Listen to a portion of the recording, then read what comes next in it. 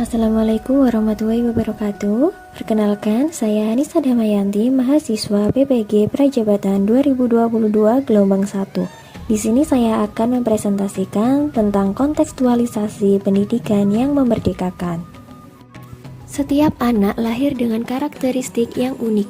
Tidak ada satupun yang sama antara satu peserta didik dengan peserta didik lainnya. Mereka memiliki kecerdasan yang beragam atau yang disebut dengan multiple intelligence dan keahlian dalam bidang masing-masing.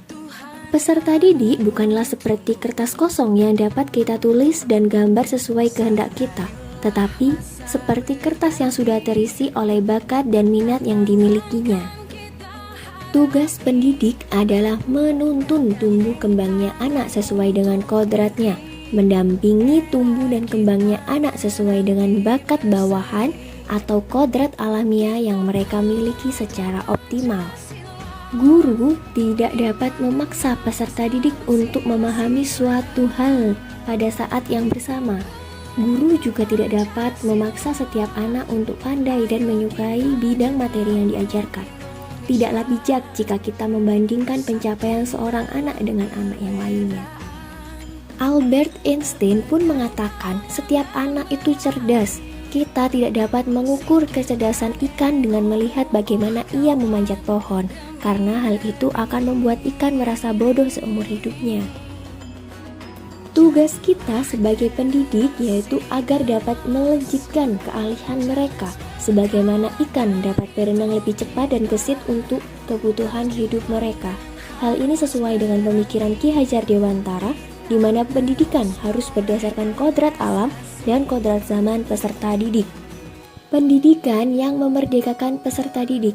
Pendidikan yang menitik beratkan perubahan secara menyeluruh berdasarkan kodrat alamiah individu merupakan pendidikan yang memerdekakan. Pendidikan yang memerdekakan menurut Ki Hajar Dewantara adalah pendidikan yang meletakkan kebebasan anak didik untuk mengatur dirinya sendiri, bertumbuh dan berkembang sesuai dengan kodratnya. Salah satu indikator terwujudnya merdeka belajar tergambar dalam proses pembelajaran yang berpihak pada peserta didik. Pendidikan yang berpihak pada peserta didik adalah pendidikan yang menitik beratkan peserta didik sebagai prioritas utama yang harus dilayani.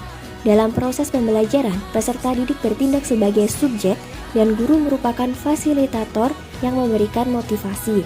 Pembelajaran yang berpihak pada peserta didik yaitu pembelajaran yang dapat membantu tumbuh kembangnya bakat, pengetahuan, keterampilan, dan kemampuan peserta didik sesuai dengan minat peserta didik.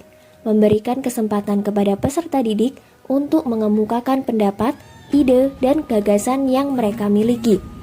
Peserta didik diberi kebebasan untuk memahami pelajaran sesuai dengan caranya dalam belajar.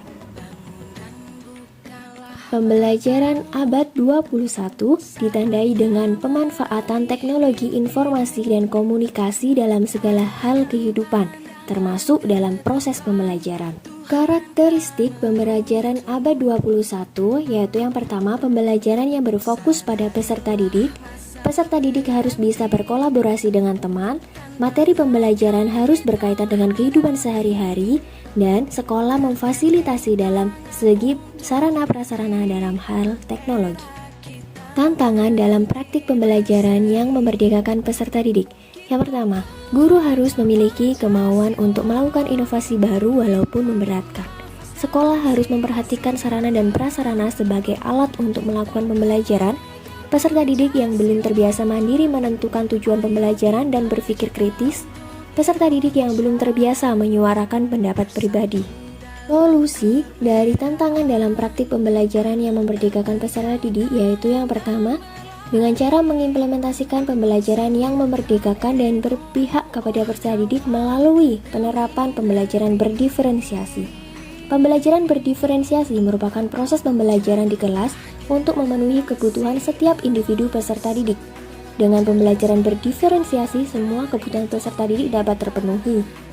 Terima kasih, itu tadi presentasi dari saya. Sampai jumpa.